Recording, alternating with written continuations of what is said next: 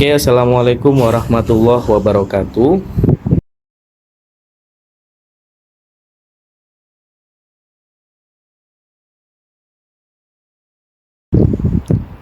Terima kasih.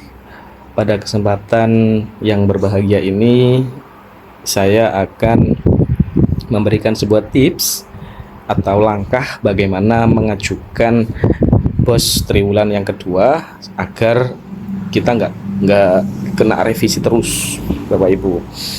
Dimana kemarin saya dapat banyak sekali pesan untuk membuat video bagaimana tips dan langkah yang tepat agar bos ajuan kita itu lolos verifikasi. Nah, ada beberapa hal yang perlu diperhatikan Bapak Ibu guru ya. Di samping kita mengajukan pengajuan bos triwulan kedua ini, apa saja itu? Yang pertama, Bapak Ibu harus mendownload format yang terbaru Bapak Ibu. Nah, ini saya membuat video ini agak telat ya Bapak Ibu, sekarang sudah tanggal 2 ya, sekarang harusnya itu sudah ditutup untuk batch pertama ini untuk pengajuan bos triwulan yang keduanya nanti jam 5. Saya di sini membuat jam 14.41. Nah, di sini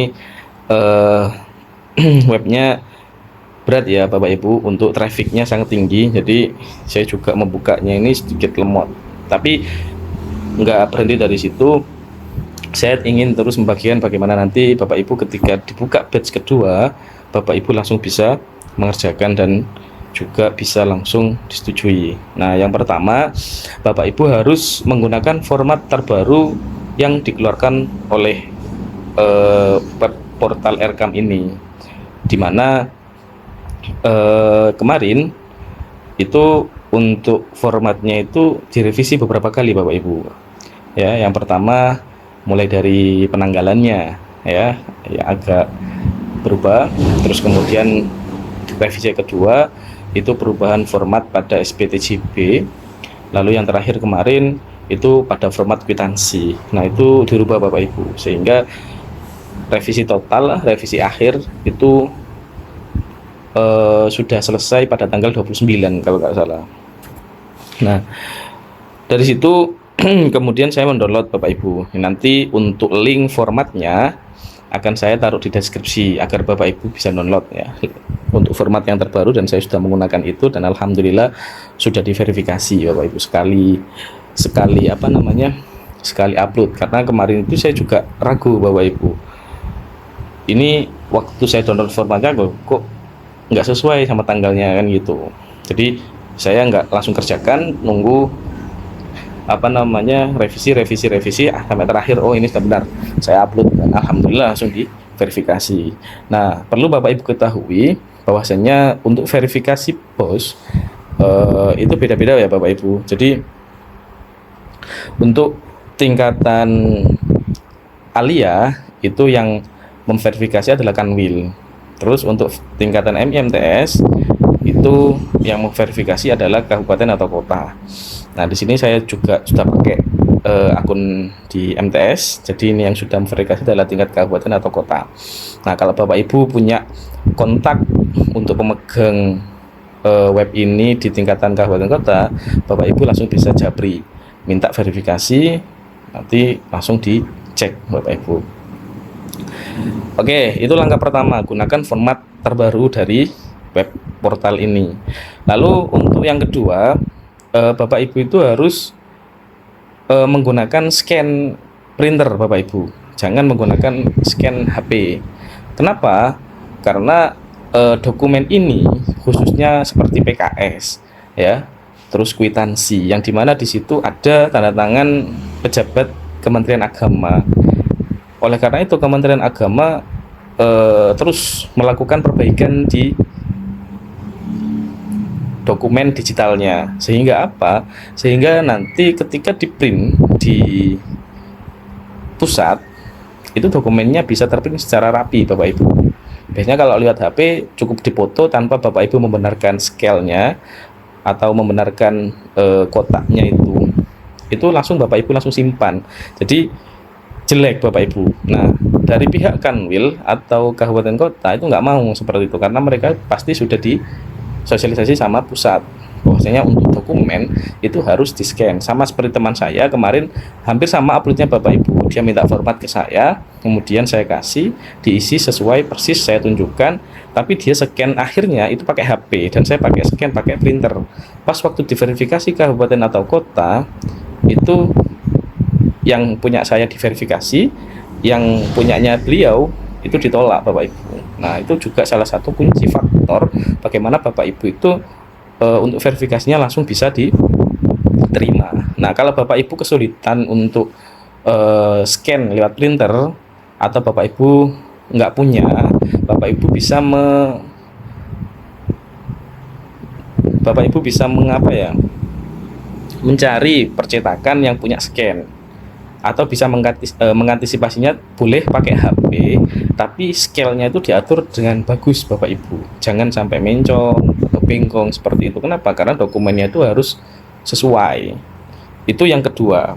Lalu yang ketiga Bapak Ibu, untuk dokumen RKAM sendiri, format RKAM itu semuanya diprint di kertas A4 Bapak Ibu. Jangan sampai Bapak Ibu itu nyeleneh, kemudian format yang sudah di-download memang bentuknya PDF Bapak Ibu, tapi bisa di-convert. Nah, jangan sampai Bapak Ibu itu merubah size yang ada di RKAM. Kenapa seperti itu? Karena nanti pada proses scan itu biasanya beda Bapak Ibu. Kalau F4 atau legal itu biasanya panjang. Nah, kalau A4 itu bentuknya presisi seperti itu, ya. Terus poin yang keempat, Bapak Ibu jangan sampai menghapus apapun format yang ada di dalam file yang sudah Bapak Ibu download. Contohnya di atas scope itu kan ada kotak Bapak Ibu, bos format bos 04. Nah, seperti itu. Itu jangan dihapus Bapak Ibu. Tapi Bapak Ibu bisa geser. Nah, caranya geser gimana? Bapak Ibu tinggal arahkan kursornya itu ke pojok kiri. Nanti muncul seperti pengaturan size. Nah, Bapak Ibu seret ke atas. Nah, sekali lagi saya ini buka aplikasinya lewat tablet Bapak Ibu ya. Jadi saya nggak bisa nyontohin. Tapi nanti di lain waktu kalau masih susah, nanti saya bisa bikin videonya. Nah, itu cara yang keempat Bapak Ibu. Jangan sampai menghapus apapun di format filenya yang sudah Bapak Ibu download. Ya, seperti yang saya coba kita lihat apakah ini sudah bisa. Tadi nggak bisa Bapak Ibu. Nah, ini sudah bisa. Nah, ini punya saya sudah disetujui semua. Nah, ini tinggal di RKAM. RKAM-nya juga sudah selesai Bapak Ibu harusnya. Tapi sekali lagi ini untuk traffic dari webnya sendiri itu sangat tinggi Bapak Ibu. Jadi ini nggak muncul, tapi kalau tak buka malam itu selesai Bapak. Nah, ini tanggal 29 Juni saya sudah diverifikasi. Itu pertama kali saya upload Bapak Ibu. Nah, sudah disetujui semua. Nah, terus seperti contoh ya, ini ini bisa dicontohkan ya Bapak Ibu. Ini bisa dibuka punya saya. Tapi bisakah? Tapi nggak bisa kayaknya. Nah, nggak apa-apa, nanti saya upload contohnya di deskripsi Bapak Ibu, link Google Drive. Gratis, saya nggak itu ya, langsung Bapak Ibu bisa download, kemudian Bapak Ibu bisa mengisinya. Di situ gampang kok Bapak Ibu, yang belum terisi itu tinggal titik-titik aja ya. Jadi yang Bapak Ibu isi itu tinggal yang titik-titik.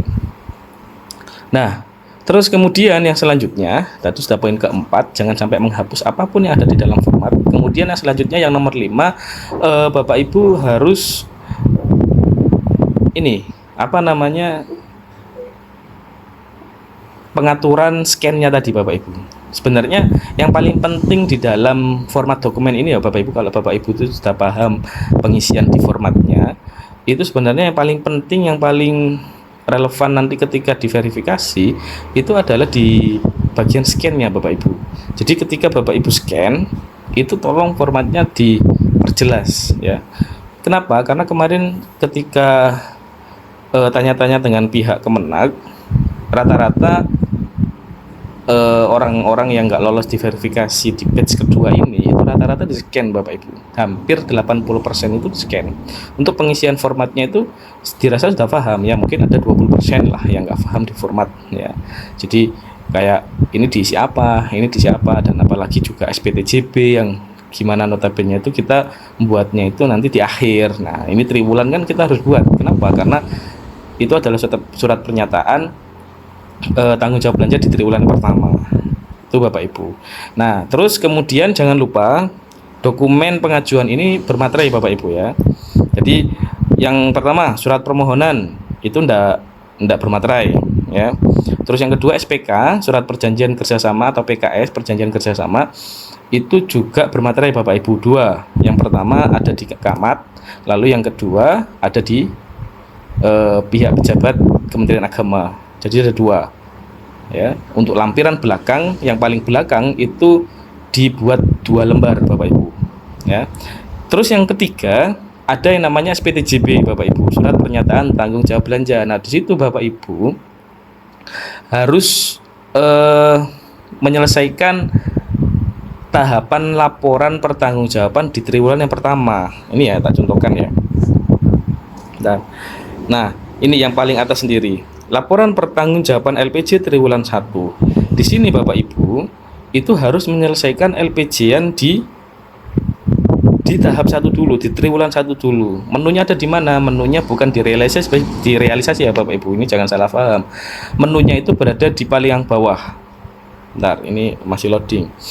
Nah, setelah Bapak Ibu melakukan realisasi di situ, upload nota, upload kwitansi dan segala macam, Bapak Ibu harus melakukan rentetannya sampai akhir ya. Bentar.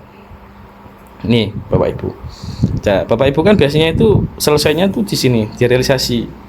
Enggak Bapak Ibu, kalau Bapak Ibu menyelesaikan hanya di realisasi, itu LPJ-nya itu akan kedetek belum selesai karena belum laporan Bapak Ibu ya. Tapi di mana? Nah untuk LPJ itu berada di menu laporan Bapak Ibu, di laporan realisasi. Nah ini realisasi keuangan seperti itu ya Bapak Ibu. Nah nanti Bapak Ibu bisa cari tutorial bagaimana mengerjakan di realisasi, tapi untuk video ini kita akan fokus kepada pengajuannya dulu. Nah itu ya Bapak Ibu harus selesai. Terus kemudian yang bermaterai lagi adalah SPTJM. Jadi setelah SPTJB bermaterai, kemudian SPTJM ya. Jadi SPTJM itu harus bermaterai Bapak Ibu, sudah menjadi kebiasaan ya bagi kita SPTJM bermaterai. Terus yang terakhir adalah kwitansi ya. Kwitansi itu juga bermaterai, itu juga selalu kita gunakan. Nah lalu barulah RKAM-nya itu juga harus selesai. Nah RKAM itu berada di belanja Bapak Ibu. Nah di sini di belanja. Jadi di belanja ini kita harus membelanjakan uang sebesar jumlah yang ada di triwulan kedua. Maaf Bapak Ibu ya, ini trafiknya tinggi jadi saya nggak bisa gonta-ganti menu karena nanti mungkin juga error lama meskipun ini, tapi Bapak Ibu sudah paham lah arahnya itu kemana. Nah itu adalah beberapa tips yang harus Bapak Ibu lakukan agar verifikasinya itu benar Bapak Ibu ya. Jadi yang pertama yang harus diperhatikan adalah scan-nya. Ketika dokumen Bapak Ibu benar tapi scan-nya nggak bagus, tertolak Bapak Ibu. Ini karena kenapa saya berani ngomong seperti ini, karena teman saya kemarin uploadnya sama Bapak Ibu, pengerjaannya sama.